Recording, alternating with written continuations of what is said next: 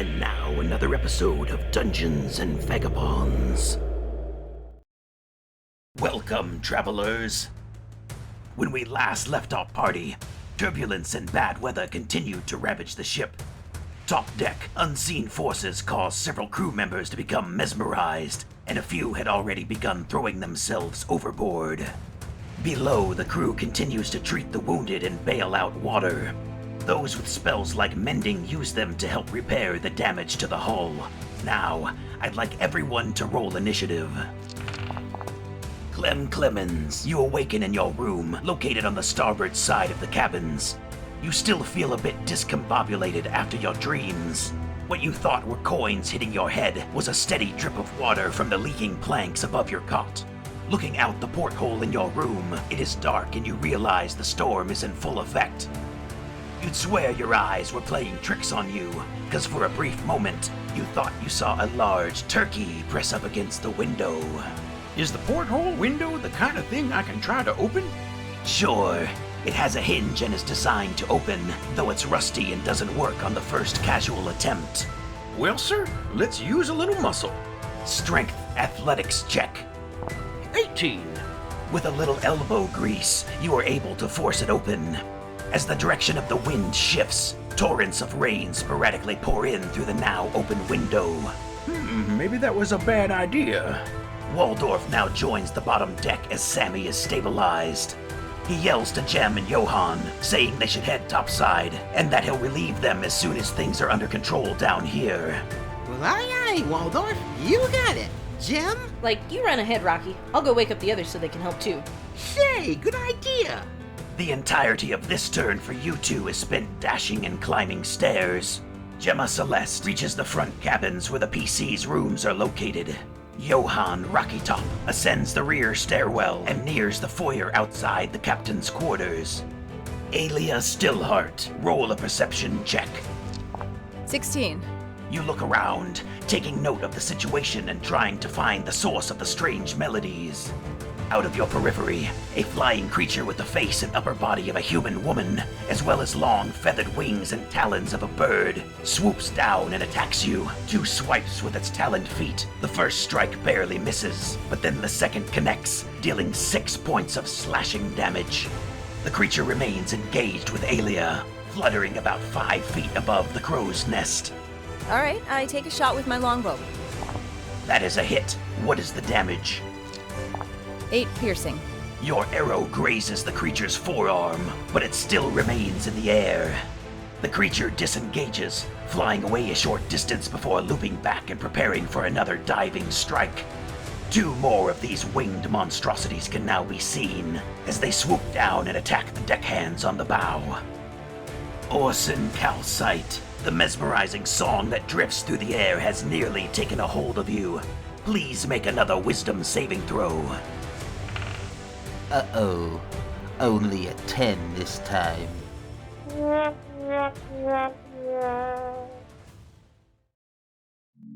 We'll be back after these messages. Due to the increasing number of attacks on the main road, the Simonian escort service will no longer be offering rides to the farmlands north of the city. Folk looking to trek out that way are encouraged to hire a group of private adventurers, maybe tag along with a caravan, or simply wait until those pesky orcs have dispersed. So don't risk it, really, 'cause we won't either. Pantsuits, petticoats, chemisettes, and pleated pantaloons. Complete your ensemble with the finest and hand-stitched garments and accessories. Raymond, Farrell, fine linens, gay apparel. Opening their 3rd location in Simonia. That's right. The public just can't get enough of that Raymond Farrell drip. Find us by the South Docks, across the street from Big Reds. And remember, you can either get in with the latest fashions, or you can get out. And now back to DNV. Unfortunately, both Orson and Sailor Jerry fail their saves again. Jerry continues to walk blindly, falling over the railing and into the water. Orson, you follow in Jerry's footsteps and manage to catch a glimpse of one of these creatures as you climb over the guardrail. Again, it looks like a feathered creature with wings and taloned feet, but with the naked upper body and face of a woman. The creature sings an entrancing melody and lures Orson over the edge. Well, it's been nice knowing you. You sense you shouldn't be leaping off the boat right now, but you can't help but do anything you can to try and reach this singing creature. Then, as your body tumbles over the edge, you think your cheek feels a soft caress, followed by a sharp pain on your face. Jacques reaches up and plucks one of your whiskers out and screams. Which of course was Muskrat for "Wake up, Orson!" Seconds before plummeting into the water, you grab a hold of the outside of the ship. You now dangle above the portholes on the ship's starboard side, and you feel as if you could slip and fall into the water at any moment. Clem, you have just opened the porthole window in your room. Outside, you think you see the body of a sailor fall from the deck, right in front of your window and splash into the raging sea. You poke your head out just in time to see Sailor Jerry go under, and then look up to see two furry feet dangling, belonging to the soaking wet lagomorph, who clings to the upper ledge for dear life. Orson, is that you? Get in here. What the heck is going on? I guess I try to reach for Orson and pull him in through the window. Roll an athletics check, still at disadvantage due to exhaustion. 18 and 21. Success! He is slippery, but you are able to grab a hold of the waterlogged Herringon and squeeze him through the porthole into your room. Water goes everywhere as Orson is wrung out like a dish towel. Ew, thanks, buddy. And you too, Jacques. Orson, you tried to describe the creature you saw to Clem, but you are a bit hazy due to just being entranced. Each of you roll a history check at disadvantage. 15. Ew, 16. The two of you discuss it for a few seconds and remember reading about a creature in school called a harpy. You remember reading their siren-esque song has lured countless victims to their deaths, and you are almost positive that this is what the ship has encountered. Johann, we now go to you as you have just reached the top deck. Before you can take stock of the situation, you need to roll a wisdom save versus the harpy's song. Crap. Roll the nat 1. You seem to black out or lose sight of anything after reaching the top of the staircase. In reality, you are now walking towards a harpy that is perched on the yardarm. Completely entranced by its melody, you simply can't resist. Again, unbeknownst to Johann at this time, another harpy engages the crew stationed on the bow. A second deckhand goes overboard, and the third drops a lifeboat into the water. He then tries to pull his sword, but it is knocked out of his hand by the harpy's flailing feet. Jem, you enter the front cabins and find Orson with Clem in his room. Like, come on, they said they need our help. Whoa, hey, what's going on? Why are you so wet? What happened in here? Ew, harpies. Several of them. That's right. The ship is getting overrun by damn singing turkeys. Let's get a move on. Harpies? Okay, let's try this. I want to cast Longstrider using a second level spell slot and target both Clem and Orson. Then I tell them run ahead and I'll catch up as soon as I can. Shut that damn window. The boat is sinking, don't you know? Okay, Clem and Orson, for the next hour, you will have +10 to your movement speed. Jem then runs out into the stairwell. Another collision against the neighboring cliffs causes the Bullfinch to sway in the turbulent waters and rattles its passengers further back to the top. Aelia, the harpy, now dives in for a second flurry of attacks with its claws. It rolls a 10 and a 13 to hit. Both misses. It is now your turn. All right, let's shoot it again. 15 to hit, or 10 piercing this time. A direct hit. The arrow lodges into the creature's chest as spurts of its blood splatter onto your clothing. The harpy is forced to land in the crow's nest, and it now stands adjacent to you. As for the two harpies on the bow, one continues to lure Johann closer, while the other grapples the last deckhand and takes flight. It then drops the sailor into the water. Now, The 3 jettisoned sailors struggle against the waves and attempt to reach the lifeboat. Orson, you are next. I'm going to use my rabbit hop and lucky footwork traits to help me reach the top deck. Perfect. Combined with the effects of Longstrider and using your bonus action to leap, you reach the top deck, and you can still act this turn. Having been freed from the Harpy's trance, you no longer need to roll the wisdom save. You can currently see 1 Harpy in the crow's nest with Alia, and the 2 towards the bow. I cast magic missile at the Harpy singing to Johann. 11 damage total. 3 glowing darts of force energy appear and fly towards the Harpy. All 3 strike its chest, face, neck, and throat, forcing it to squawk loudly, and thus ending the hypnotic song. Johann begins to awaken from his trance. Clem, you are up next. Cutting action to dash, and hopefully attack some harpies if I can reach the top. Yes, you dash up and onto the deck right behind Orson. The one he hit with the magic missile takes flight and charges directly at you both. It swipes at each of you, but misses with a 10 and a nat 1. I then try to stab that big turkey with my short sword. 14 to hit, for 12 piercing. A solid hit as it flies by. Johann, you can now act, but roll a perception check first. 15. You can see 2 harpies in flight, one near Clem and Orson, and the other off the port bow, where you can also hear faint screams for help coming from the overboard sailors. I'm going to spend my turn doing whatever I can to save those 3 sailors. If the boat has already been lowered, I want to find a rope to toss, or reel them up once they get inside the life raft. Sounds good. No rolls needed, but that takes your entire action. Gem, assuming you take the dash action, you can reach the door leading to the top deck this turn. Perfect. That's what I'm gonna do. Action movement to dash above, then bonus action to start my blade song. You stand just on the other side of the door and start blade singing. Your speed and armor class increases. You get a bonus to maintaining concentration, and you gain advantage on acrobatics checks. Alia, it is now your turn. Alright, I want to stab this thing, but I also want to get down from here in case the ship wrecks. So I'm hoping I can grapple and ride the harpy down to the bottom and stab it on the way down, or whatever. So how do I do that?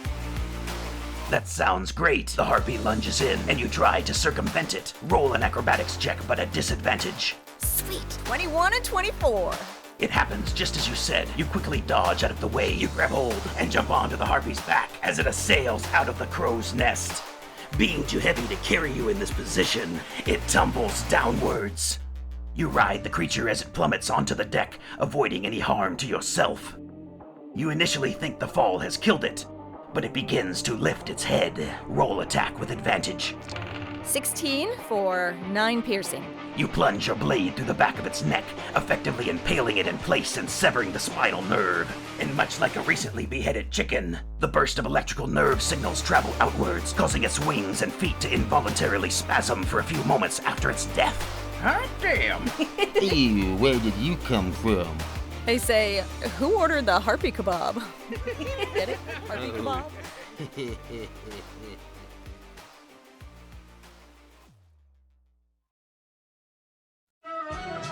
Dungeons and Vagabonds will return.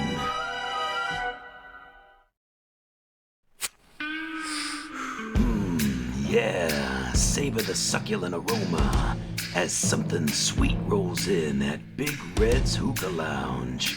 Candy Apple Kush, available in lids and pre-rolls.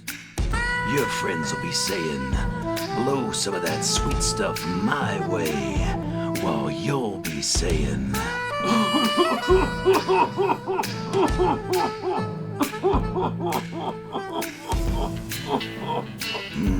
yeah, the new Candy Apple Kush. Find it at Big Red's Hookah Lounge and get some.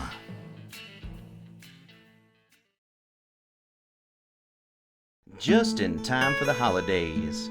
Plan a visit to Ephraim's Farms. Per usual, Farmer Ram Mandu's been raising the finest, most plump hens and ocellated turkeys that you ever did see this side of the Narwhal Mountains. Pick one up for your dinner table today, and don't let those pesky orcs deter you. Yeah, there have been a few mishaps as of late, but locals say them orcs are just looking for a cozy place to settle down, maybe find something tasty to eat. And all needless aggression has been provoked by communication breakdown. Hell, after getting a whiff of Miss Henrietta's fresh baked breads or Farmer Joe's famous smoked meats, who could blame 'em? I know I've been hangry enough to bash in someone's skull for a quick taste of something sweet, or get my hands on one of those delicious rum-soaked hams. But I digress. Stop on in to Ephraim's Farms. The lack of escort service out this way has led to an abundance in goods and livestock, so come help us out. Put these apples and succulent land fowls to good use. Ephraim's Farms, where simple is simply scrumptious. Hell, some might say it's even good enough to die for.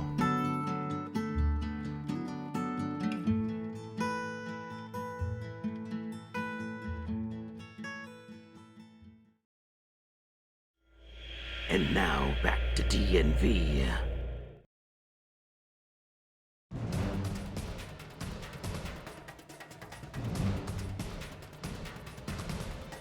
The harpy that attacked Clem last turn flips around and does another flyby, attacking both Clem with a 19 and Alia with a 16. Both hit for 7 slashing damage. Okay, Orson, you are up. I cast magic missile again at the one who just flew by. All 3 darts. 10 damage total. Those shots really seem to get its attention.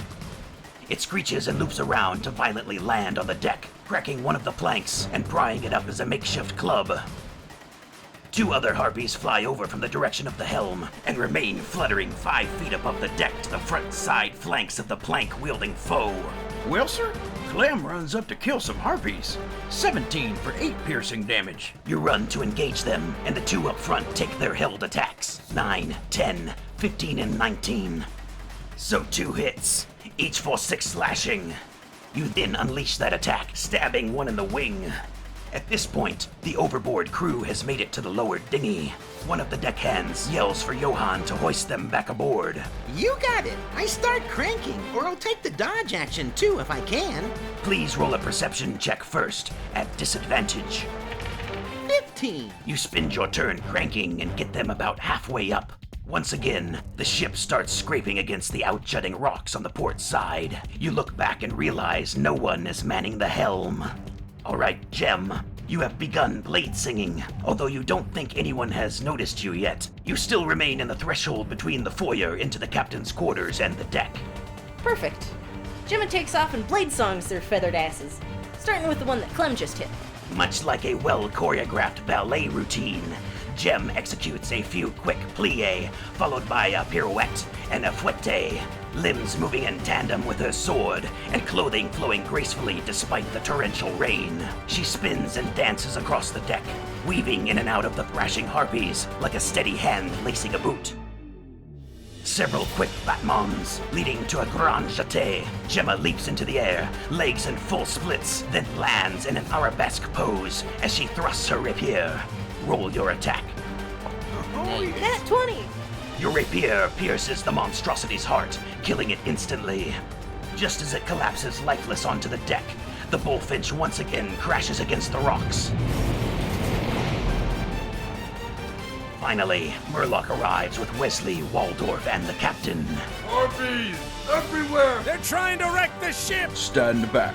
Murloc grips his magic staff, and the runes carved into it begin to glow sequentially. He raises the staff a foot above the deck, then thrusts it downward, slamming into the waterlogged planks. It produces a bright flash of light, followed by 8 magic missiles of glowing force energy, which emit from the staff and blast into another harpy, killing it outright. The last of the remaining harpies takes flight and flees back into the jagged peaks of the Dagger-Tongue Ravine.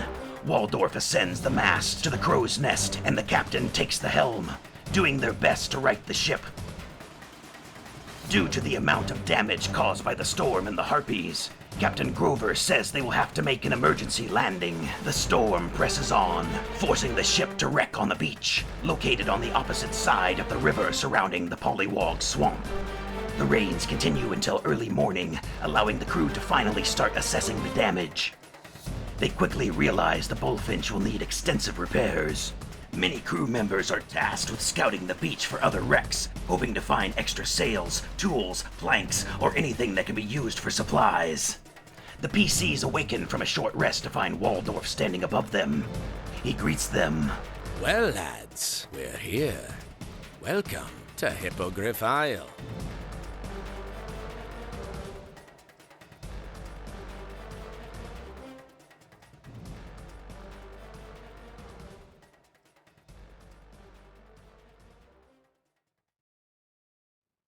We'll be back after these messages. Deep, rich, complex, smoky, and sweet. A biscuity malt beverage with both breadth and gravity. Maverick's Bitter Dark, the ale that bites back. Yeah. Fermented with twice the unmalted barley, roasted to perfection, resulting in a brew with 60% more body and 70% more mouth-chewing goodness. Maverick's Bitter Dark. Get some.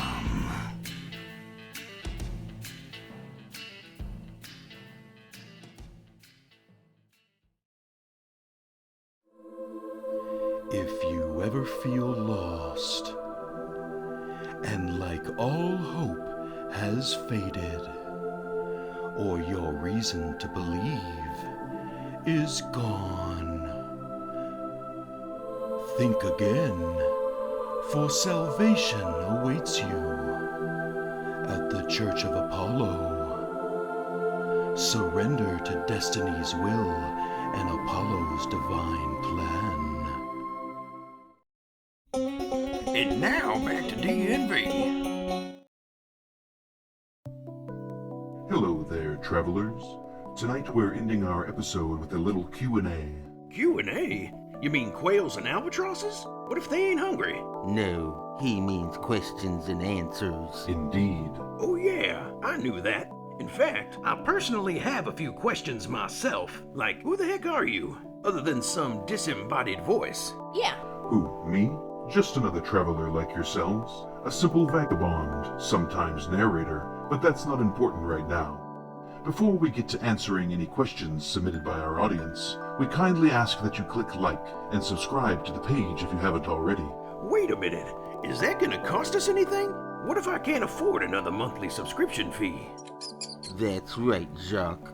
It's absolutely free to like and subscribe to the page, and although not necessary, all likes and comments left below help to both guide future content, as well as aid the algorithm in finding more like-minded individuals like ourselves.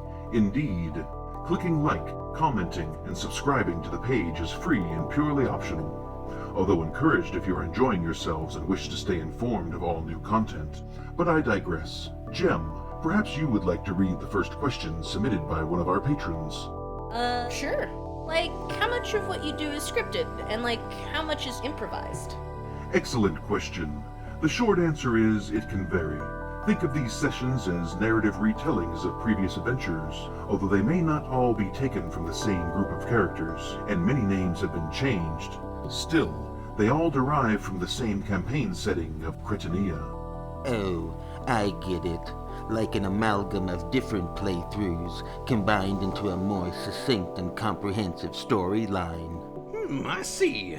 So for example, any boring stuff like looking up rules can be avoided, or if there's a TPK, or total party kill, the overall story wouldn't have to come to an end for the fans, right? Correct. The goal being to compile the best of each playthrough, and hopefully the most entertaining iteration that we can then provide for everyone's enjoyment. I gotcha. But then why should we feel invested in the story or these specific characters? It sounds like the elements of danger and character death have been removed. And why? Is it to preserve a railroaded plot? Not exactly. Don't misunderstand. The threat of danger and character death is still very real, maybe even for some individuals featured in this episode. Especially those who dare to question the disembodied voice, so watch your tone, Clem. Now, Please remember, this is a narrative retelling of many separate playthroughs and is in no way indicative of how a live play would look or sound. There has been extensive editing, rewording of character dialogue, and yes, some events like character deaths have thus far been omitted, primarily due to poor choices made by both the players and DM alike in a select number of sessions. Nonetheless, everything featured in these campaign chapters has happened in at least one iteration of this adventure or another. Nice. Jacques would like to know how to submit fan art, or how you determine which pictures get displayed during select episodes. All fan art can be sent to the link in the description, although due to the fluctuating amount we receive, we cannot guarantee that all art submitted will appear in a future episode. I believe we have enough time for one or two more questions. Okay. How about opportunities to participate in actual game sessions? Maybe even live playthroughs in either this or future adventures. Is anything like that ever offered? As of now, all slots are unfortunately filled by other players, and campaigns currently being run will continue to fuel the current storyline indefinitely. But in the event a new campaign begins, our subscribers and patrons will of course be notified first. Finally, we will end with a common question we frequently receive, which is, what system or version of TTRPG is being run during these adventures? Well, the majority of rules are derived from 5th edition, prior to the introduction of 1D&D released in 2024, or D&D 5.5, or whatever they're calling it nowadays. Regardless, many things have been homebrewed and adjusted accordingly. In fact, we will likely dedicate a future video to which specific homebrewed rules and gameplay mechanics we have adopted, in case others wish to incorporate them into their own sessions and campaign worlds. Well, I suppose that brings us to the end for tonight. Remember to tune in regularly to stay informed, and as always, thank you all for your continued interest and support. See you next time, travelers, on Dungeons and Vagabonds.